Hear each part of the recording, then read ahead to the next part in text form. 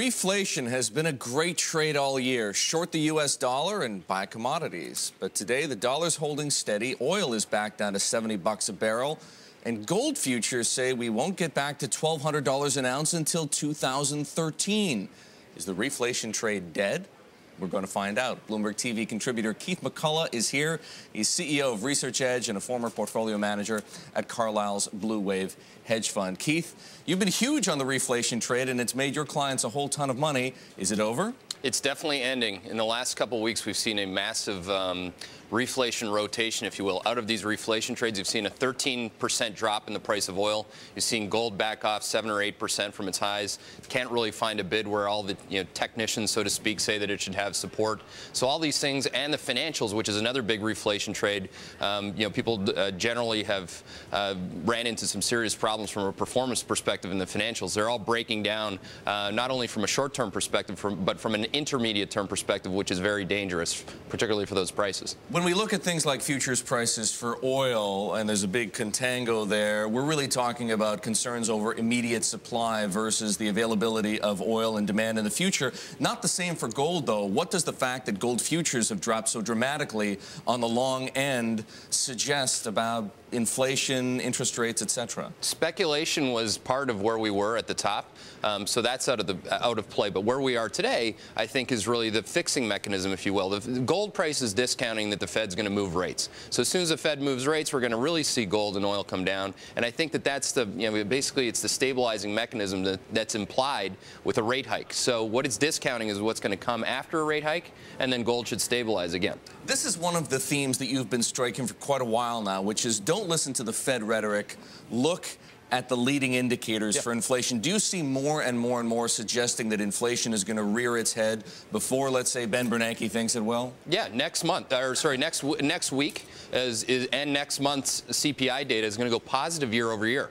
This is amazing given where he was only 6 months ago. Great Depression and prices. The lowest we got on CPI was negative 2.1%. That's as low as you could go. We're about to go positive, so he's going to have positive GDP, positive inflation, and employment turning all at the same time. Okay, but if that's happening, why is it? How do you reconcile that with the end of the reflation trade? It's because the end of the reflation trade ends when the Fed raises rates. Okay. Because rates chase the dollar higher, the dollar chases commodities lower. And that's basically it. In the end, it's actually very positive for a lot of other things, like consumers.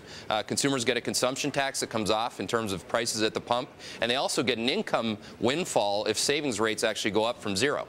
So does this really tell us all that we truly need to know about the future of the dollar? It does have to do with the end of the reflation trade. It does have to do with raising rates. And anything that you hear from the administration or from Tim Geithner about the need for a strong dollar is just baloney. Well, the need for a strong dollar, or that we stand behind a strong dollar. The strong dollar is valuable to the U.S. economy. Any of that kind of language. Yeah, the rhetoric versus the action, two complete different things. Raising rates is exactly what gets Geithner to actually have some level of credibility, and it's not going to be born out of his own.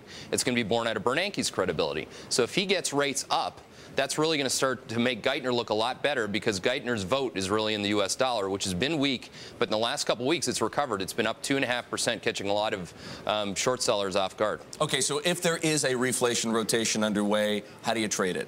Effectively, you get out of all the things that have been working.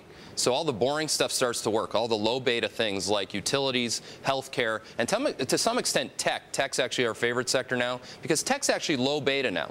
The high beta sectors, the reflation trades, are really energy and financials. And those are really unwinding now, both via the commodity price in energy and in financial stocks. They're really looking bad at this point. Okay, and what if a scenario plays out that many people expect because of his concern over the Great Depression? Ben Bernanke keeps rates too low for too long, and inflation really does pick up. How do you trade that if you believe that's the likely scenario? Then you get back into tips, which is more of a, again, it's a low beta way to own, some kind of inflation protection. And tips really look good on a pullback, and so does gold. That's when you get back into gold. I think gold, down around the 11.16, 11.15 level is actually a very solid level of support. So you kind of go back to those lower beta, protection type positions. All right, Keith, great to have you. That's Keith McCullough. He is a Bloomberg contributor, folks. He's also the CEO of Research Edge and a former hedge fund manager at Carlyle's Blue Wave.